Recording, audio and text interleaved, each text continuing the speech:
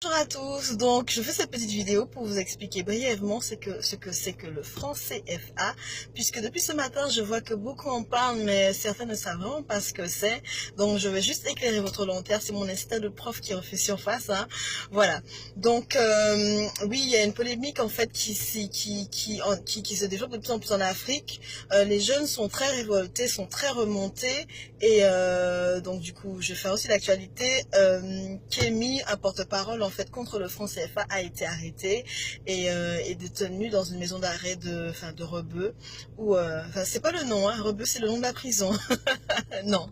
Et ce qui se passe, c'est que les gens ne comprennent pas pourquoi il a brûlé ce billet qui lui a valu en fait cette arrestation. Je vais vous expliquer ce que c'est que le franc CFA. Le franc CFA est une monnaie qui a été instaurée par la France coloniale, donc l'empire colonial français au pays d'Afrique qu'il a colonisé. Donc c'est une monnaie qui est assez vieille. Auparavant, ce franc était appelé le franc des colonies françaises d'Afrique, franc CFA. Aujourd'hui, cette monnaie a pris un autre nom qui prend un autre sens, donc du coup c'est franc de la coopération financière d'Afrique. Je vous explique le concept du franc CFA. Donc, disons que je suis l'Afrique, que j'ai un partenaire en fait commercial qui est les États-Unis, et que là se trouve la France. Donc, je suis l'Afrique. Je vends, disons, une tonne d'or aux États-Unis. Donc, cette tonne d'or me rapporterait, disons, 1 milliard d'euros. Donc, une tonne, 1 milliard d'euros. Je suis l'Afrique, les États-Unis sont là, nous sommes partenaires commerciaux. On fait un échange. La France, elle n'a strictement rien à voir avec ça. On est adulte, on fait ce qu'on veut. Normalement. Je vends ma tonne d'or aux États-Unis qui me reverse 1 milliard d'euros. Sauf que les 1 milliard d'euros, je ne pourrais pas les toucher puisque c'est la France qui a le droit de recevoir tout échange commercial qui est fait entre l'Afrique, les deux zones de franc CFA d'Afrique. Donc la première c'est l'UEMOA et la deuxième, je vous le dis rapidement, l'UEMOA et la CEMAC. Donc du coup ce sont les deux zones CFA d'Afrique, gérées par deux banques africaines.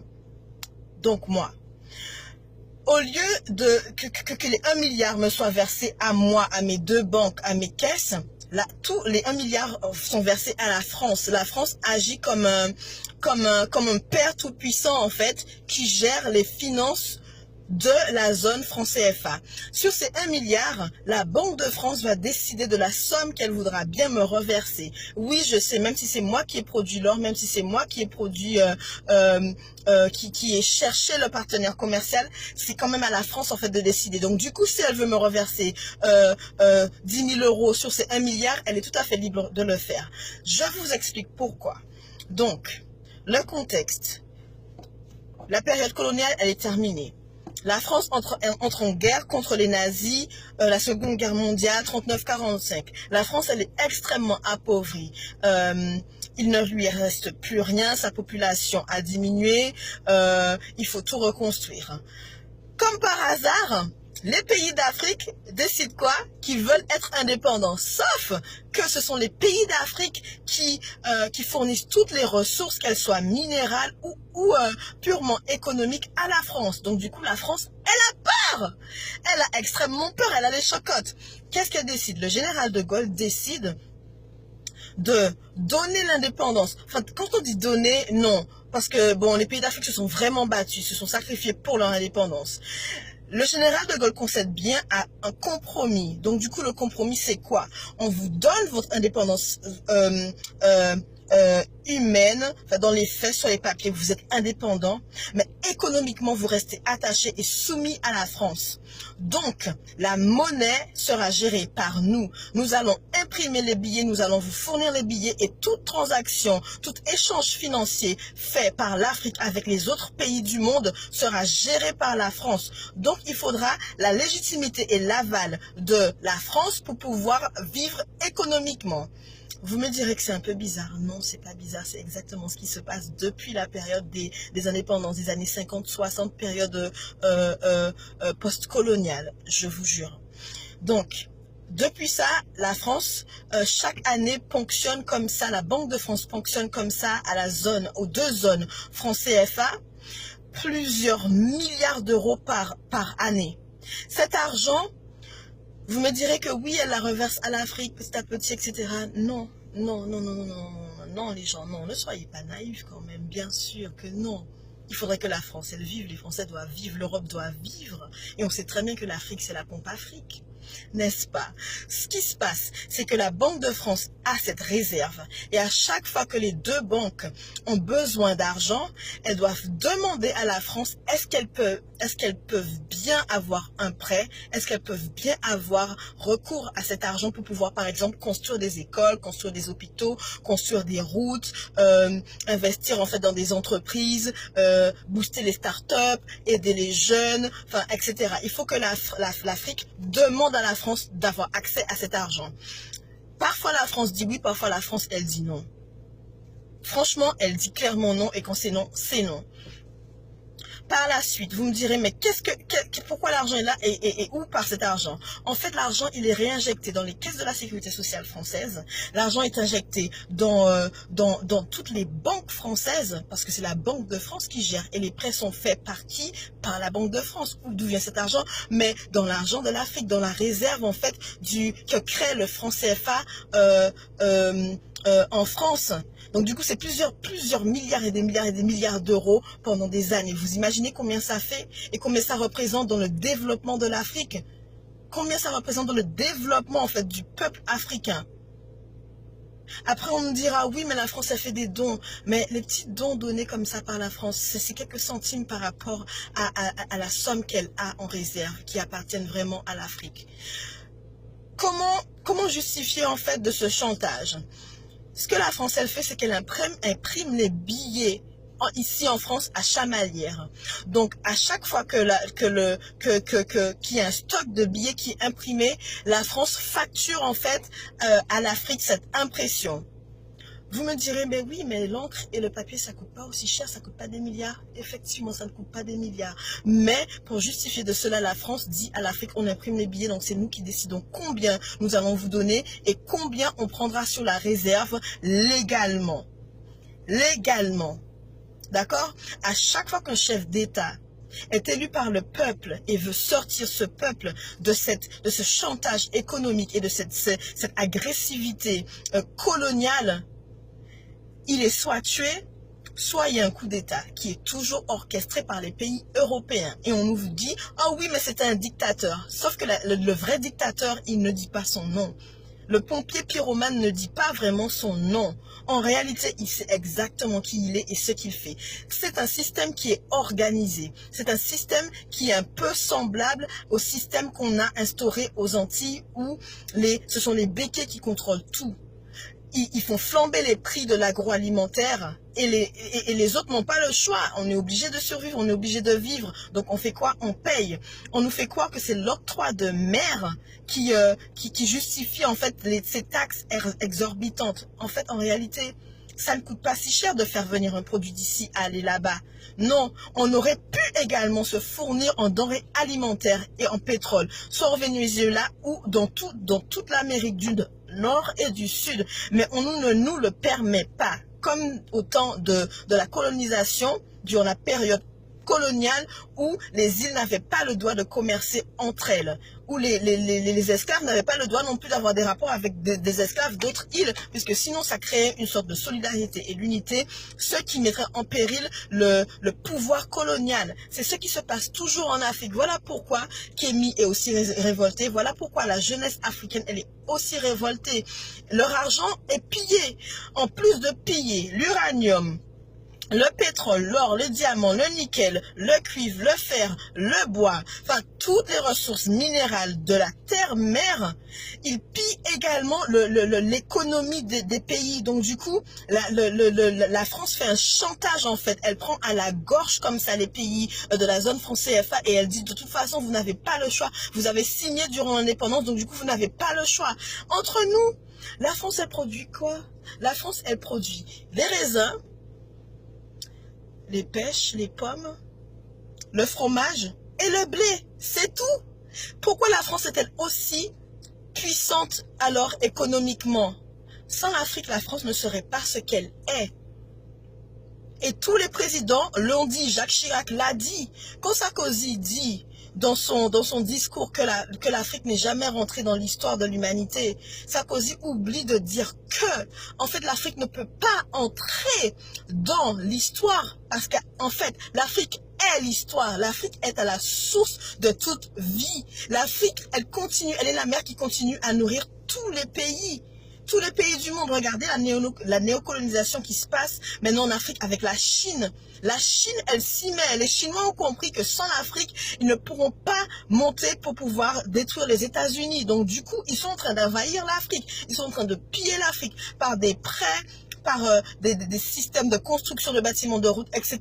Mais que l'Afrique ne pourra pas rembourser. Le franc CFA, c'est le chantage qui permet à tous ces pays de venir violer encore l'Afrique. Allez vous renseigner sur Internet pour savoir combien vaut un franc CFA en euros.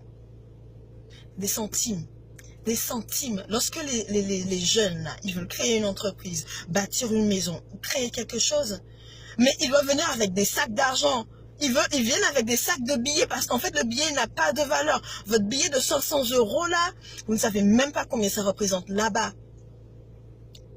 Alors qu'en réalité, toutes les ressources sont faites là-bas. Quand on dit que les Noirs sont pauvres, les Noirs ne font rien, ils sont fainéants. C'est pas vrai. C'est qu'il y a un système de white supremacy, comme je dis en anglais, qui est instauré pour pouvoir continuer à utiliser un peuple, le soumettre, le détruire et s'enrichir sur ce dos de ce peuple. C'est un système qui est instauré. Quand je vois qu'on incarcère Kémy parce qu'il a brûlé ce billet, là, je crois qu'on a vraiment... on a dépassé les limites. Là, c'est la petite goutte d'eau qui fait déborder le vase. Sauf que, on peut, comme on dit en anglais, you can kill a revolutionary, but you cannot kill the revolution. On peut tuer un révolutionnaire, mais on ne pourra jamais tuer la révolution. Parce que des révolutionnaires, il y en a dans chaque génération. On est là. On est là, on peut pas faire autrement que de parler de ce qui se passe. Partout où je vais aux États-Unis, je vois la même galère, je vois la même misère dans les yeux de mes frères et de mes sœurs. Au Venezuela, au Brésil, en Afrique, aux Antilles, partout où on va, aux États-Unis, partout où on va, au Canada, c'est toujours la même chose. C'est toujours la même chose. Après, quand on en parle, on nous dit, oui, mais tu es raciste en fait. Oui, mais tu es raciste contre les Blancs.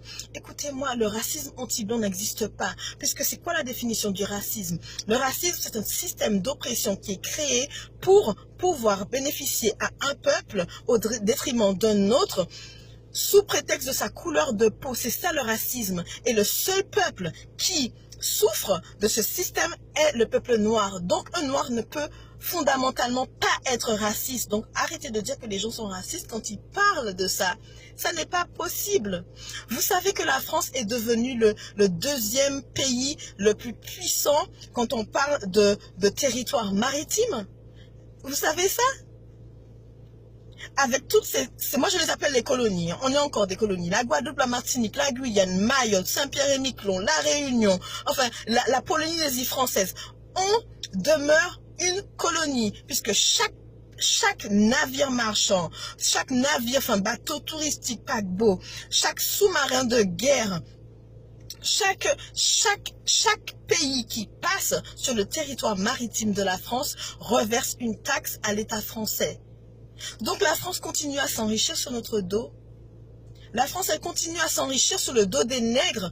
Peu importe que ce soit des nègres d'Afrique ou des nègres de la diaspora, elle continue à s'enrichir.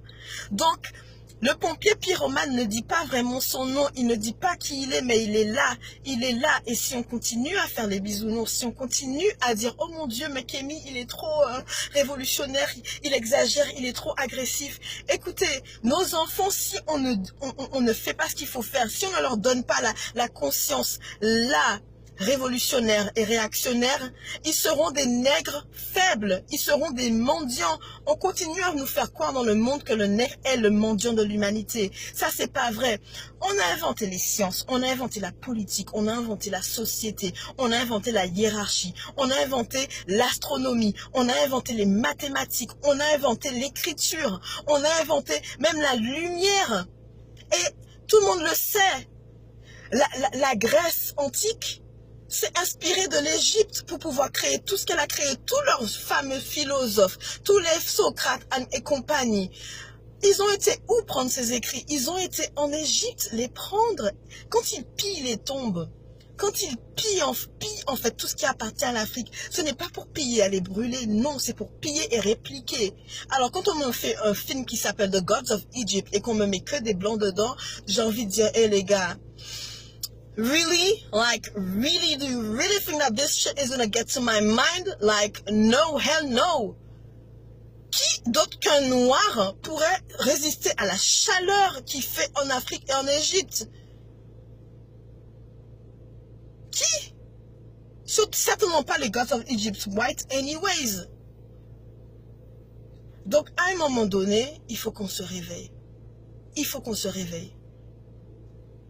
Lorsque vous ne savez pas, renseignez-vous. Il y a YouTube. Il y a toutes sortes de blogs en ligne. J'ai écrit un livre, Cœur hors café noir, qui parle de tout ça.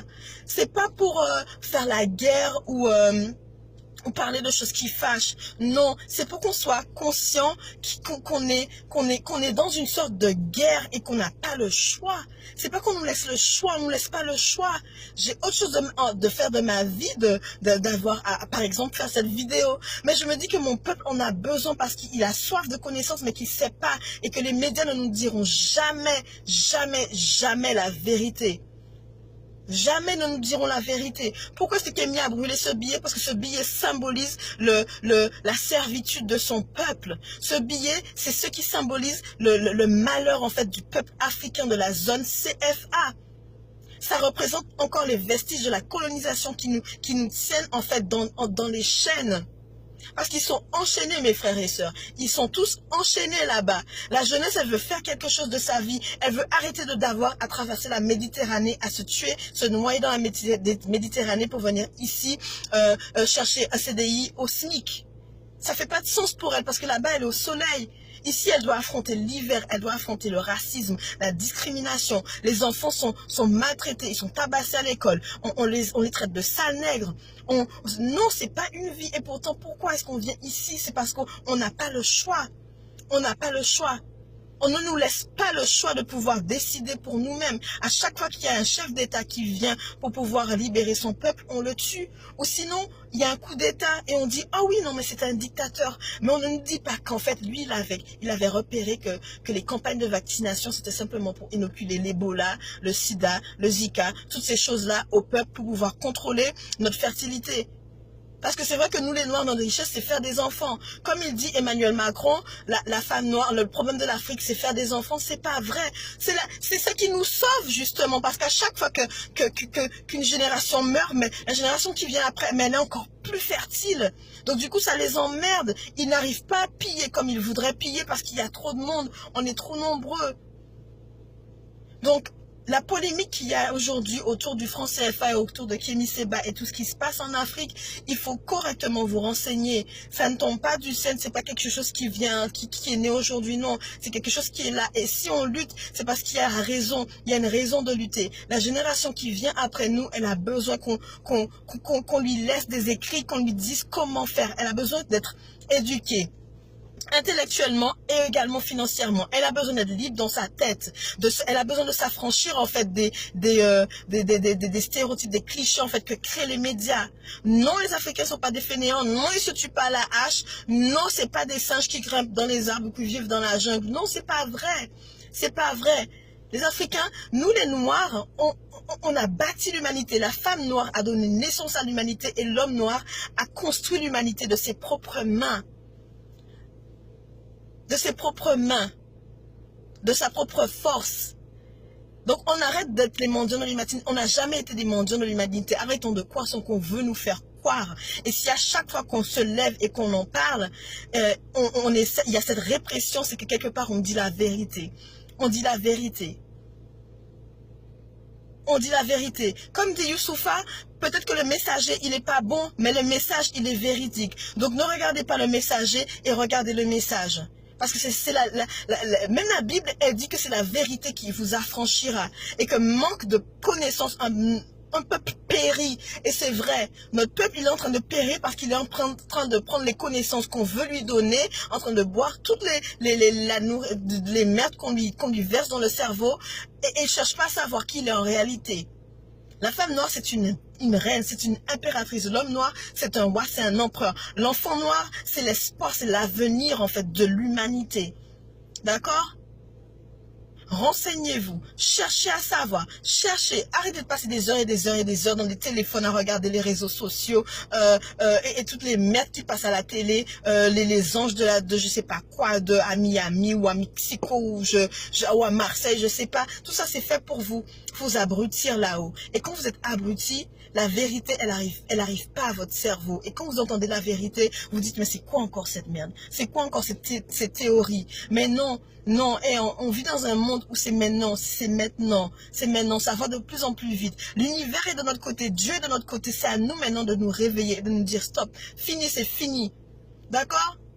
Arrivé ici, je vois des Africains qui galèrent, mes frères galèrent pour un visa, alors que quand les Français, ils vont en Afrique, ils n'ont pas besoin de visa. Ils vont construire des maisons, ils approprient les meilleures terres, comme ils font en Guadeloupe, comme ils font en Martinique ou en Guyane, ils s'approprient les meilleurs endroits. Et en plus, on devient persona non grata sur nos propres terres.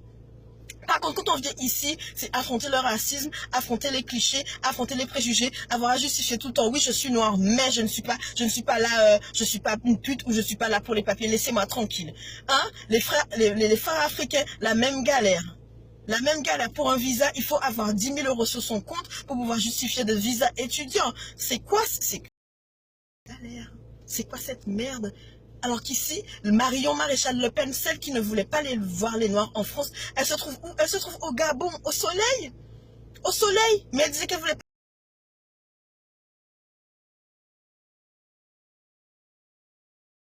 pas qu'on commence à parler pour nous-mêmes, à se réunir. Soit on sabote nos entreprises, soit on essaie de faire croire aux autres qu'on est des racistes, que être pro-noir, ça ne veut pas dire être anti-blanc.